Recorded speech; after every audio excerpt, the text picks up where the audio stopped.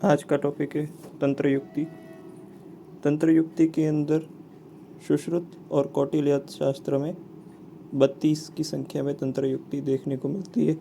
तंत्र युक्ति का सर्वप्रथम वर्णन जो है कौटिल्य अर्थशास्त्र में मिलता है और उसके अलावा चरक और वाग्भट के अंदर 36 तंत्र युक्तियाँ मिलती है और पट्टार हरिश्चंद्र के द्वारा 40 तंत्र युक्ति का वर्णन जो है किया गया है और भाव प्रकाश ने कुल 42 तंत्र युक्तियाँ जो हैं वो बताई है।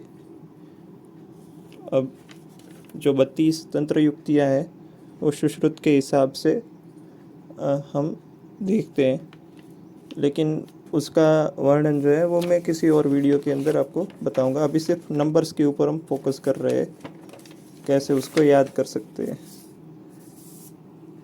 तो चरक की तंत्र युक्ति याद करने के लिए सुश्रुत की 32 और प्लस जो 4 है जो अलग है उसको ऐसे याद कर सकते हैं। आप छोटे निमोनिक से याद करना चाहते हैं तो ऐसे भी आप उसको याद कर सकते हैं।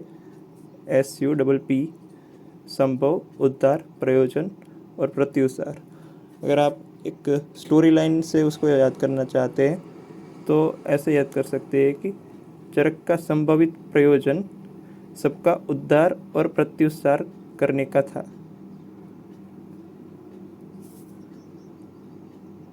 फिर चरक की जो 36 तंत्र युक्तियाँ हैं उसके अंदर 4 और ऐड करने से पट्टार हरिश्चंद्र की जो है तंत्र युक्तियाँ मिलती है। 36 प्लस HVPV ऐसे हेतु, व्याकरण, परिप्रश्न और व्युत्क्रांता अभिधान, ऐसे टोटल 4 तंत्र युक्तियाँ ऐड करने से 36 और 4 40 मिलती है। अब इसको स्टोरी लाइन के जैसे याद करना है तो ऐसे याद कर सकते हैं कि हरिश्चंद्र को व्याकरण के परिप्रश्न नहीं आते थे, इस हेतु उन्होंने व्युत्क्रांता अभिधान नाम की बुक पढ़ी।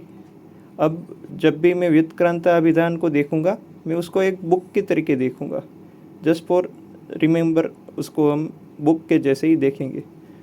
अब एक जो क्वेश्चन आता है वो ऐसे आता है कि ये जो 4 तंत्र युक्तियाँ है जो हरिश्चंद्र ने ज़्यादा बताई है, अगर इनको चरक की ही तंत्र युक्तियों के अंदर इंक्लूड करना है तो चक्रपाणी के द्वारा ऐसा रेफरेंस दिया गया है कि ये 4 तंत्र युक्तियाँ जो है वो चरक की कौन सी तंत्र युक्ति के अंदर जो है इंक्लूड हो जाती है।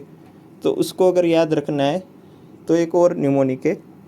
पाणी के प्रश्नों का उद्देश्य व्याकरण के व्याख्यान में, एक व्याख्यान है, व्याख्यान यानी कि एक सभा या आप संभाषा बोल सकते हैं, तो एक व्याकरण की सभा थी, उसके अंदर चक्रपाणी ने अपने प्रश्नों का उद्देश्य बताया जो कि एक बुक के अंदर निर्देशित है। अब यहाँ पे जब हम बुक बताते हैं तो वो होगा बुक यानी व्युत्क्रांता अभिधान, बुक में निर्देशित हेतु को प्रमाणित करने का है। चक्रपाणी के प्रश्नों का उद्देश्य व्याकरण के व्याख्यान में बुक में निर्देशित हेतु को प्रमाणित करने का है, ऐसे उसको याद कर सकते हैं।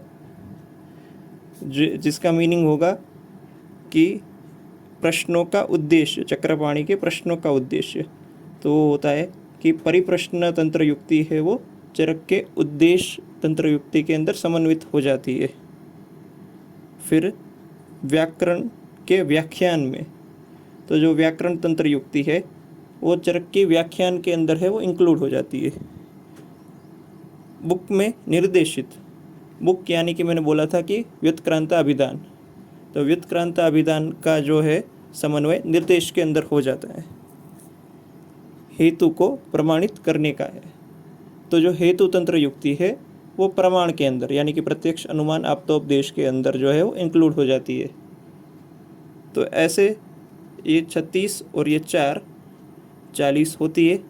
इन चारों को भी चक्रपाणी ने जो बताया है चरक की कौन सी तंत्र युक्ति के अंदर समन्वित किया जा सकता है वो यहाँ पे बताया गया है। फिर भाव प्रकाश का सिर्फ नंबर ही काफ़ी है कि आप 42 जो है वो तंत्र युक्तियों का वर्णन है, वहाँ पे आप ऐसे याद कर सकते हैं।